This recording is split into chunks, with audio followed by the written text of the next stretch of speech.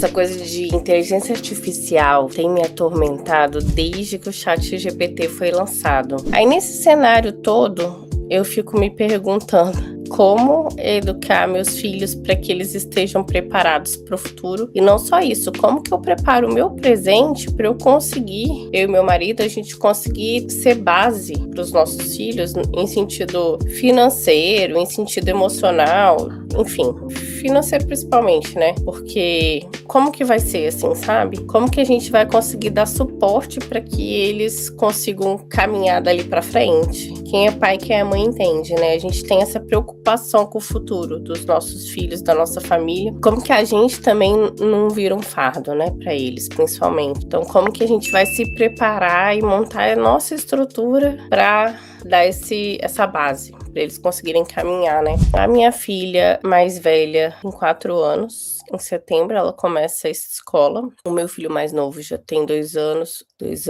e 3, 4 meses. Enfim, em setembro ele vai ter quase 3 anos. Eu tô pensando se coloco ele ou não na pré-escola. Eu moro na Inglaterra, como eu disse, né? Então, eu tô nessa fase de entender.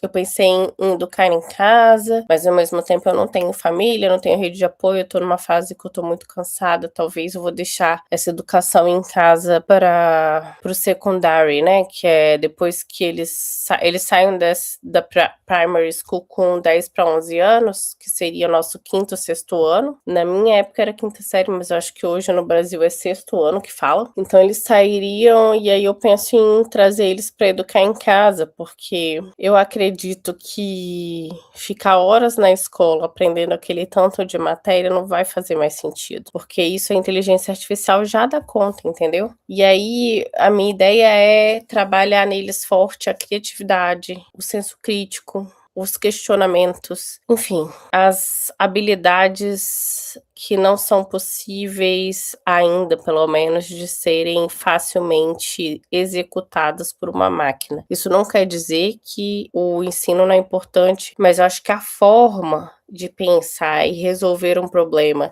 e aprender essas matérias seria mais com desafios, projeto, dia a dia, problemas reais, enfrentar isso tudo sem o auxílio da internet e das redes sociais, sabe? Eu li uma matéria uma vez que fala que os filhos dos CEOs e de pessoas de alto escalão de empresas de tecnologias na Califórnia, inclusive alguns bilionários como o Bill Gates e o Elon Musk, que os filhos deles estudam em escolas completamente analógicas e completamente tradicionais, que parece muito mais a escola que a gente estudou na década de 90 do que qualquer outra coisa, que eles não têm acesso a telas e internet, que eles restringem bastante, que a maioria só começa a ter celular e tecnologia quando estão lá para os seus 14, 15 anos, que é quando já estão com aquela base bem formada, sabe, do senso crítico e ainda assim monitorado e com tempo definido. Então, eu visitei várias escolas para poder ver qual escola eu ia colocar a minha filha. E uma coisa que eu percebi é que as escolas hoje, a forma que a maioria das escolas encontrou para poder dizer que está preparada para esse mundo que está acontecendo é trazer a tecnologia para dentro da sala de aula. E eu acho que isso pega muito, tá? Eu acho que as pessoas estão achando que de fato isso é o caminho. Então eu vi escolas com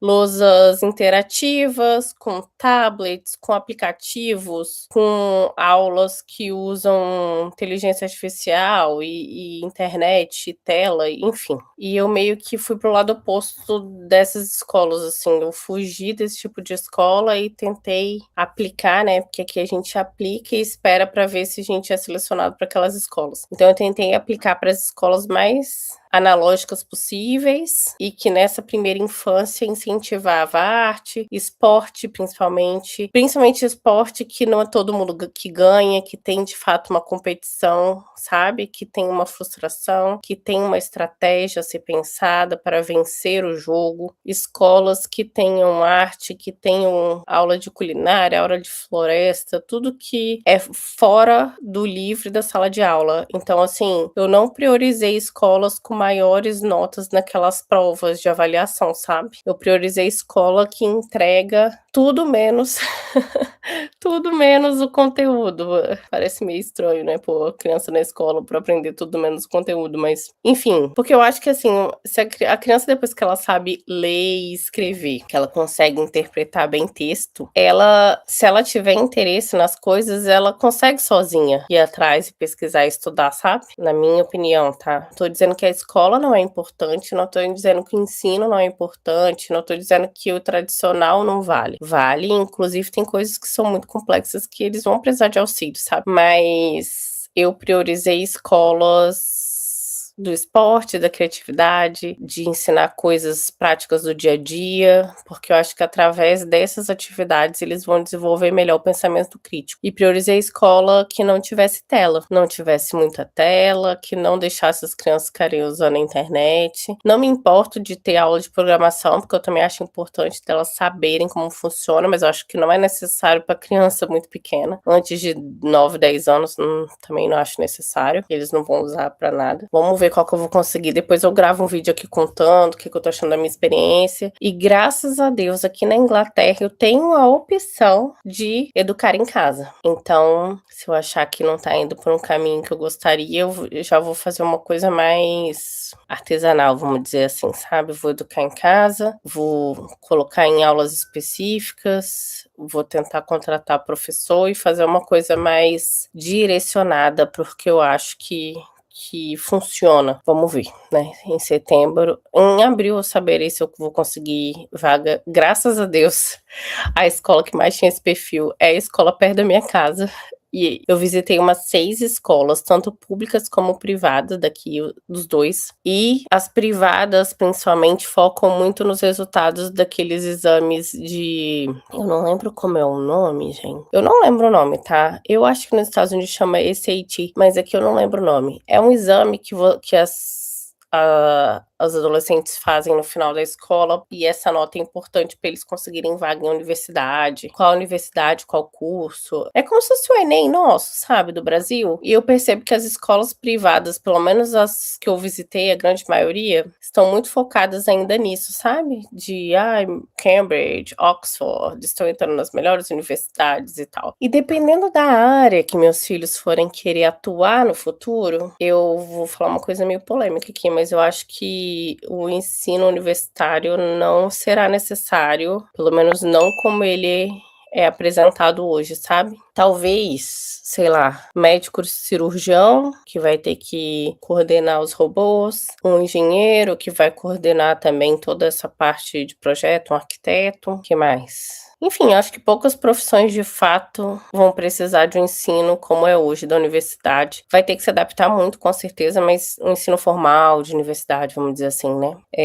Eu ainda não entendi bem como que as áreas criativas vão se posicionar em relação à IA, porque eu já vi, tem música que é hit, que foi a IA que fez. A IA faz quadro, a IA faz imagens, a IA cria histórias, né? Então eu ainda não consegui entender bem, apesar de eu achar a criatividade importante e uma coisa única. Eu não sei se isso é uma coisa que vai ser para quem não é o iluminado, sabe assim, quem não é o Beethoven, não sei se vai conseguir competir com a IA. Sinceramente, eu ainda não sei, não consigo enxergar isso. Quem tiver alguma opinião a respeito, por favor, deixa aqui embaixo, que eu estou muito curiosa para ler a opinião de todo mundo, porque isso para mim é uma incógnita gigante. Eu não tenho nenhuma, assim, no clue, sabe assim, eu não tenho nenhum palpite.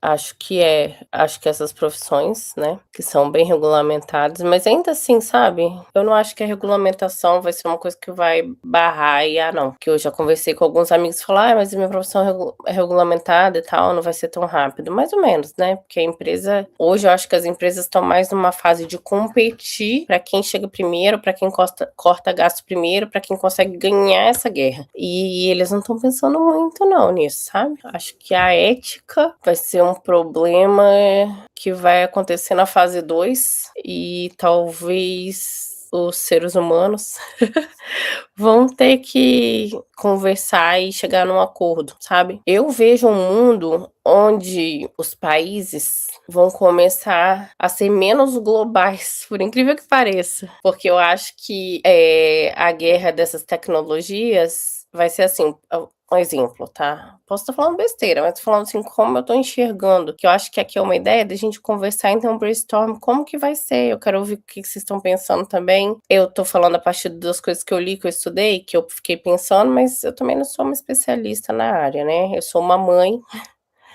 uma psicoterapeuta, mestre em psicologia, mãe, que estou vendo a realidade diante dos meus olhos e estou querendo pensar basicamente em como que eu vou me posicionar, minha família, meus filhos, minha vida. Eu não estou muito pensando também além disso, não, porque eu não dou conta. E eu não tenho poder de ação, né? O que a gente tem poder de ação é dentro da nossa casa, na nossa vida, na nossa família. Então, como eu estava dizendo, como eu vejo o mundo daqui para frente, principalmente na segunda onda, a gente acho que está na primeira onda, né, da inteligência artificial, na segunda onda, os países mais fechados, ao invés de globalizados, assim, porque eu acho que cada país vai desenvolver bem a sua tecnologia, a sua forma de se relacionar com essa nova realidade e como que eles vão liberar isso para suas populações. Por exemplo, eu não acho que uma empresa americana vai usar uma IA chinesa nem vice-versa, ou de outro país potência, né? E eu também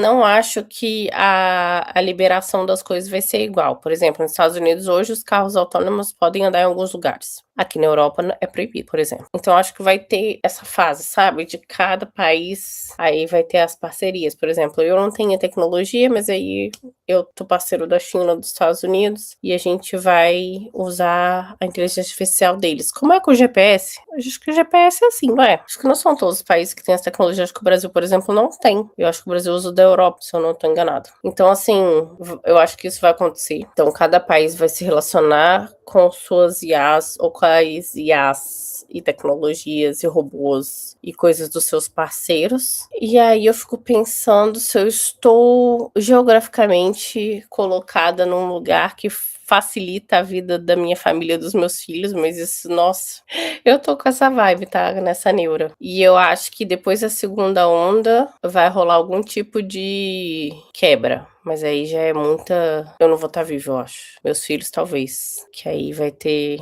alguma disputa. Eu acho que alguma potência vai querer dominar tudo. Mas aí já é coisa da minha cabeça e eu acho que eu não estarei viva. Então eu vou me preocupar como eu me posiciono hoje, que é o que já tá aqui presente. Igual eu falei, eu já uso IA bastante. Tô usando porque eu quero aprender a lidar com ela. Uso muito, tá? Muito, com cautela, mas uso muito. E fico pensando como que ela pode facilitar meu dia a dia. E como que eu posso me posicionar, e meu marido e minha família, pra gente estar bem posicionado e pros nossos filhos estarem educados e bem posicionados para essa segunda onda, que eu penso que vai vir forte. Não só no sentido das habilidades que a gente tem que desenvolver, mas também de geografia, qual país, né? Eu tenho condição, talvez, de me posicionar melhor geograficamente? Ou onde eu tô vai ser legal, tá bom? Ou no Reino Unido eu tô bem posicionada? Eu ainda não tenho nenhuma resposta pra isso, tá? Ainda tô numa fase, assim, de se as crianças vão pra escola, vão se adaptar à escola. Eu acredito que elas indo pra escola eu vou ter mais tempo de pesquisar e pensar sobre o assunto.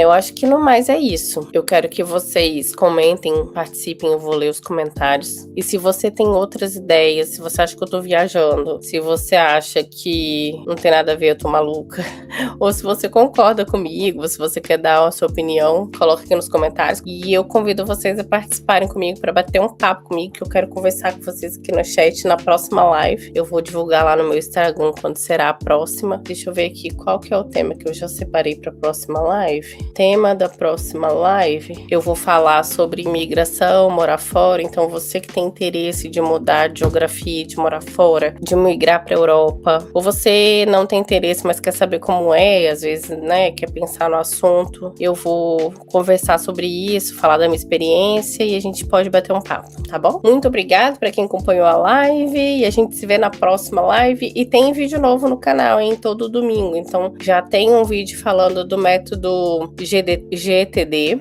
que é Get Things Done, para ajudar na rotina e na vida da mãe.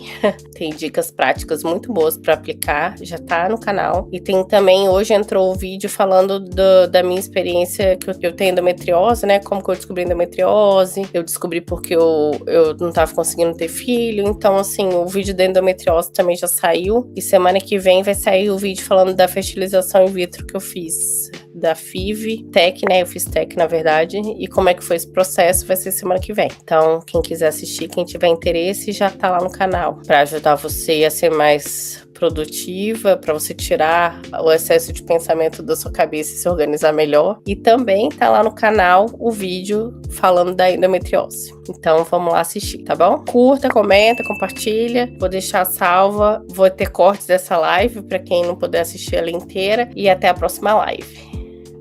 Tchau!